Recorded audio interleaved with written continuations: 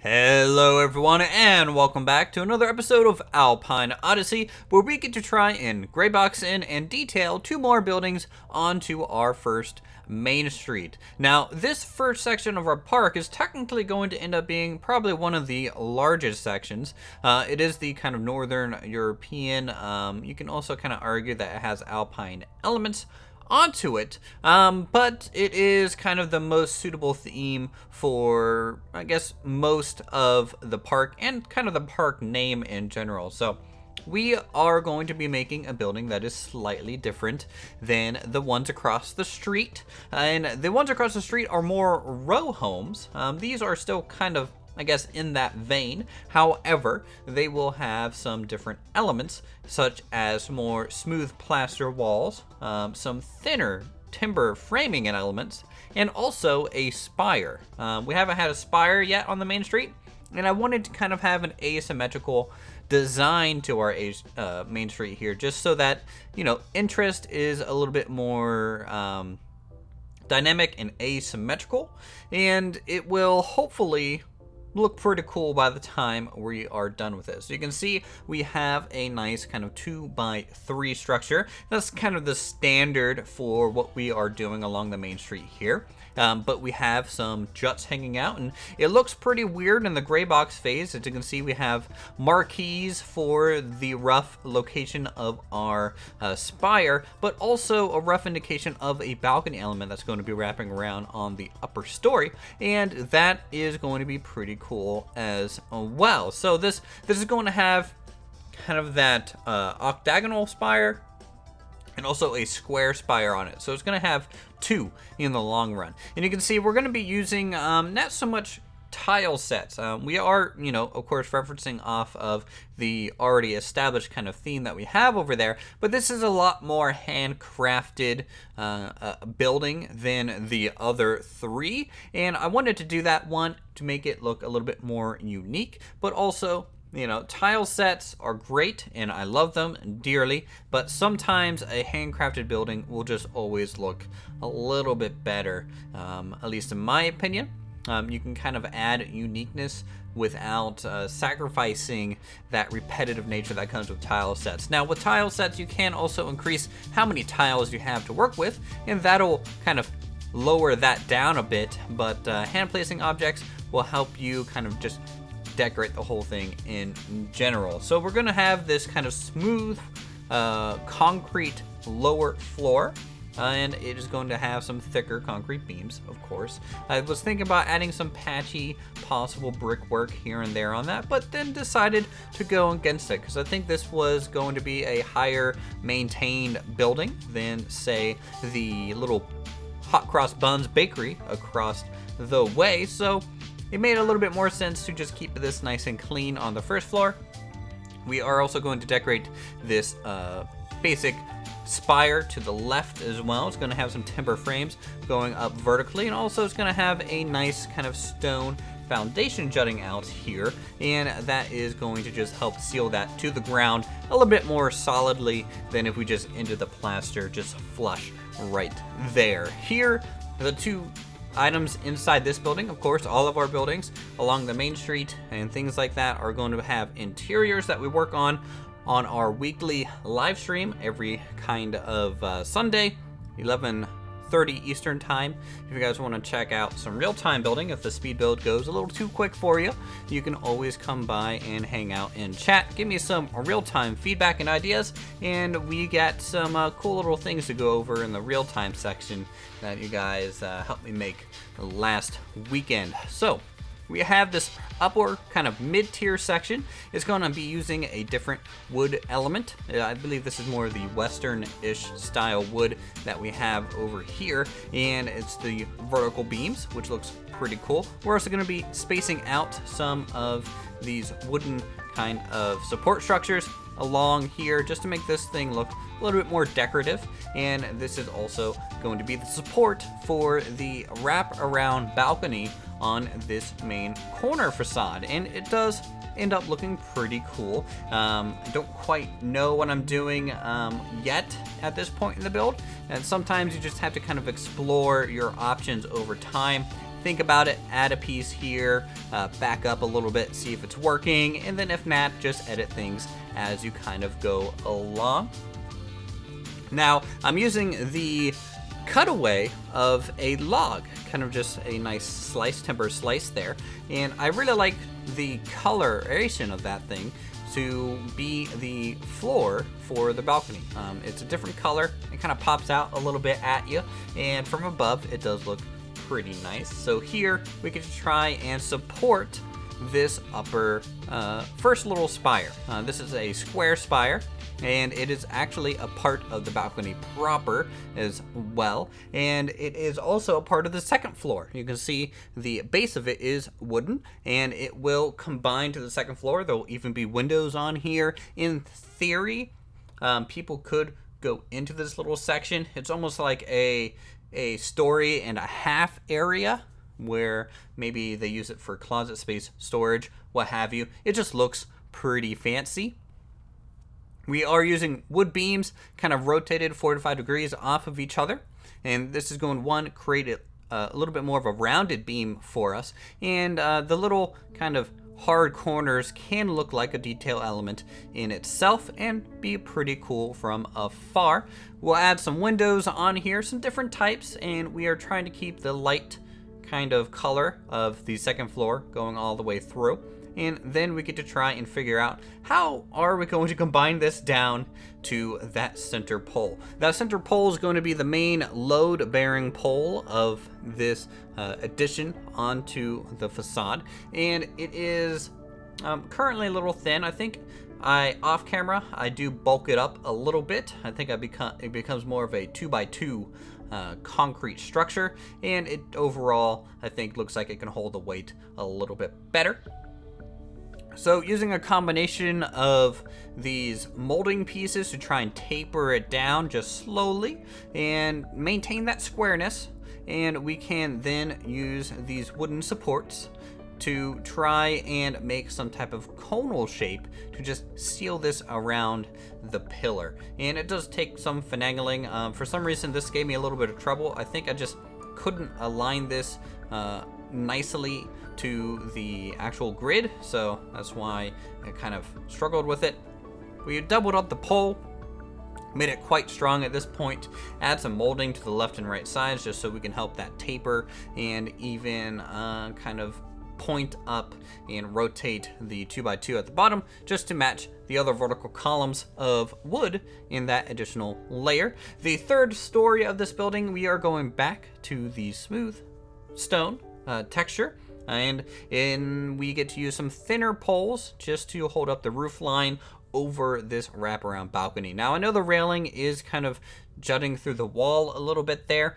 In realistic terms, it probably wouldn't be. However, we don't have a 1 meter version of this railing to really help seal this area off, and I think overall achieving the look from a distance is maybe a little bit more important in this case. Just pretend it's not really doing that. We're going to be using some default spires in this build because I think they fit well enough. You can combine them into some more interesting shapes, such as having a square base that goes up and then tapers into a cone. And from there, we'll build up the base of the left spire, which will just be another plain kind of plaster structure. And overall, this building is still European. In my opinion, it still looks very European, but it definitely looks unique enough from the rest of the main street to make it an eye-catching kind of structure here, and definitely worthy of being right in front of our main entryway. And hopefully you guys agree with that assessment. We can then also start with a nice 4 to 5 degree angle roof line up to the 60 degree angle roof line, which is a wonderful effect in these kind of older structures. Their roofs kind of start really high peaks and then they kind of taper off. Not always, of course. A lot of the times they just keep that high peak going all the way through, or they might even use a barn style roof, such as our ticket booth area here in Alpine Odyssey.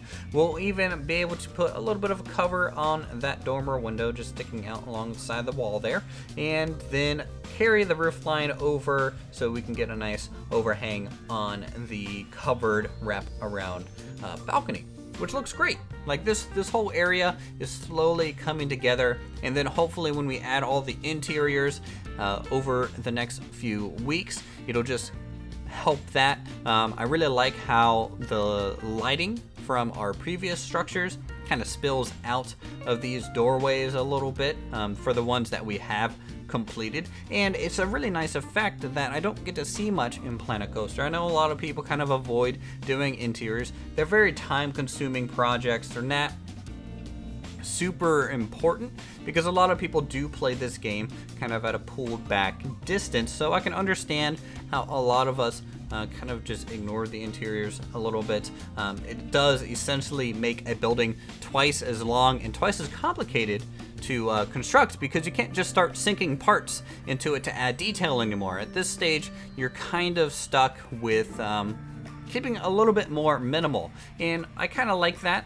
It kind of forces you to worry a little bit more about the general silhouette shape over, say, just throwing in a whole bunch of detail to try and make it look cool, because as cool as that is, it does have its limitations, such as when it comes to realistic parks, they are a little bit campy.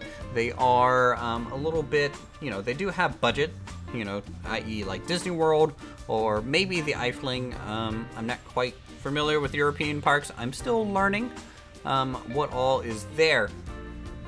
But you get some really good ones, but the majority of theme parks to me are very campy, a little bit higher quality than a Renaissance fair here in the United States, but still have that kind of fairy tale kind of charm to it, and they do look nice. So here is the upper section of this spire. This one is going to have some wooden supports going through it to detail the top. The rest of it is plain. And what that's going to do is make the whole thing feel very long and very slender. And the detail at the top is just more ornamentation than anything. In fact, having that extra detail up there probably weighs the whole thing down more so than adding structural support. Unless maybe the roof is really heavy, in which case I'm just kind of talking out of my butt here. I do that a lot here in these videos. I just kind of talk about what kind of makes sense in my head as I'm building. It's not so much a realistic structure by any means. Again, I do focus more on believability and things like that. So this is the other structure. This is kind of just attached to the other side, and it's still using the nice kind of cream colored smooth concrete. And from here, this one's going to be a little bit different because it's going to have that stone bottom floor, very much like some of the structures across the street. But they're going to have some more custom windows. These custom windows are going to have some framing elements. I think some of these things look a little French, possibly even, say, Austrian in nature, but, to me, a lot of Northern European architecture looks kind of the same, but we get some cool elements. We can also leave a lot of that white window frame and then surround it with that darker wood, and the whiteness of that window frame kind of looks like, if you guys ever been to like an old house, with the old style windows, you'll notice that a lot of the window panes are actually kind of hand sealed, and you had to reseal them. I remember doing that with my grandfather a lot over the summers. He would then reseal the storm windows on his house so that they would be ready for, say, the winter, and also ready for any storms that are going to be coming through during the summer.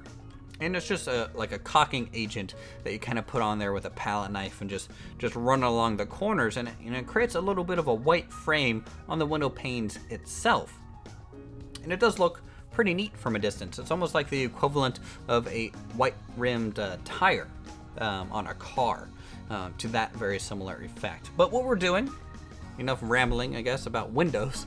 We are really going into the heavy timber framed structure on this upper story. We are doing a lot of cross kind of members here, and we're also turning planks sideways so we can get that really thin wooden element, and it does look pretty nice. I do like these type of structures. They have a lot of character to them, and you know, these handcrafted kind of wooden timber framed homes are just a charm to look at. They just have so much character and just so much kind of vibrancy for how old they are. They're just a treasure to me. So other than that, we'll just kind of mess with some more of the wooden framing a little bit there. You know, we want to have the upper story window to be a little bit more unique than everything else. We'll go ahead, start adding some greenery in the area. I added a little bit of a planter along the raised pathway here, and you just fill this in with a little bit of flowers. We're using some blues. We'll also end up adding some oranges here and there, maybe even some reds, and that's, you know, just to try and keep the color palette a little bit more interesting looking than we might have otherwise. We also get some hanging plants off the windows, and that adds a nice little detail here and there. You don't want to overuse that element. I use it kind of sparingly, just here and there. And from this point, we're just going to add up a final little wooden armature structure going across this path. We don't have many things interacting directly over with the pathway besides the plazas up front, so I thought it would be cool to have a bit of a, oh, I forget the term of this now off the top of my head. It's not an awning, but it's something similar. A lattice, I think, is what it's called. And you just, you know, just grid out some wooden planks, and then you're able to sink in some grass, other elements into this thing to make it look like it is actually growing some things, and it provides a little bit of shade for your guests as they might be waiting to get into these two large restaurants across the way here. And you can even add some of the smaller flowers along here just to fill in some of the gaps. Adds a little bit of color as well. So at this point, we're pretty much done with today's speed build, and we'll go ahead, kick it over to real time and take a look. All right, so here we are taking a look at the main street of Alpine Odyssey. Right in front of us, of course, is the building that we worked on this episode. I think it turned out fairly well. It's unique enough from the rest of it, but also it does fit the overall kind of Northern European Alpine aesthetic, I think. You guys, of course, are going to be the judge of that, and you'll let me know, because really, I'm just a guy building structures. I don't know what I'm doing half the time. What we got down here, though, we detailed out this right plaza on the stream this weekend. We even added a fresh scones cart. For those of you who are wondering, why are you selling scones at your park? I didn't know what scones were, and so the stream sat there, and they like to bring up that I don't know what they were, and they wanted a cart to sell them into the park just so everyone can be informed of how awesome scones are. I still don't fully understand what they are. To me, they just look like little cakes or biscuits. I don't get the big deal, but you know, we have one. So there, happy days. The main building that we built today is this kind of structure. A nice combination of that smooth stone, kind of looks like plaster, and a little wooden band kind of going across the center there, and an interesting spire on the front, kind of wrapped balcony, and also attached to the side here. To me, this is kind of the staircase of the structure. That's why our windows are offsetting as you go up, and a little bit of an observation kind of area there. I don't know why it's there. It looks cool. Hey, why not? You know, at that point. On the interior, which is, of course, yet to be detailed. We detailed these during the streams. We have a little bit of a balloon shop, and we also have a restroom in here. Plenty of room for expansion, and also shelves and items, miscellaneous things, to make this look pretty neat. We also lowered the height of some of the trees up here. We had some tall pine trees, which looked cool initially, but now that we have some other things to look at, I wanted something a little bit smaller, just so we're not blocking the view of all that. We got the other kind of wood framed style home right across here, using the combination of wide planks with just the edge to create a little variation and detailing here. And we don't have the entrance carved out just yet. I don't quite know where I want that, whether it's going to be here or on this side or what have you. There's still things I'm still going over in my head on what might work and what might not work. So, you know, some things just take a little bit of time for me to work out. But on the meantime, we have this nice kind of wooden armature along this raised path section right outside our restaurants, providing a little bit of seating if you are waiting for a table here, and some greenery space and some shade from above. It just looks pretty nice. Here is one of the interiors that we are working on. This is going to be one of the restaurants. We have some hostess tables out here and some seating on the interior in case we just have that many people waiting. You know, judging from how popular hot cross buns are, this place probably won't be as popular. Over here, we also built this on stream a little bit. We have just a memento. We've been adding some wallpaper, some shelving, trying to add some small pieces here to make it look a little bit like merchandise and things like that. But I just like how clean an interior can look. And I'm just happy that our guests are going to be able to go in and out of these shops and, you know, things like that. Even our workers patrolling around are going to have a good time, I believe. At least our janitor looks as happy as always. So other than that, we're going to be working on this section on the next episode, just so we can kind of finish the front part of the main street. And after this building is constructed, we'll then move on to probably our first flat ride, which is going right here in this area. So soon we'll have a ride, and soon our 5,000 guests will actually have something to do other than swarm the people over at Hot Cross Buns. Anyways, I think this is pretty much it for today's speed build. I hope you guys enjoyed the little bit change in theming. It's still kind of Northern European, but it is definitely different from these row homes across the ways. If you guys have any feedback, do let me know in the comments down below and what to change, add, and also plan for in the park in the future. We have a whole bunch of space out here that we're going to be expanding into, and I'm sure every idea might get touched upon at some point. So if you guys enjoyed today's episode, feel free to subscribe to my channel. If you are new, go ahead and hit that like button. It's how I know I'm doing a decent job and you guys want to see more of this park in the future. And until then, thank you guys so much for watching, and I'll see you in the next episode.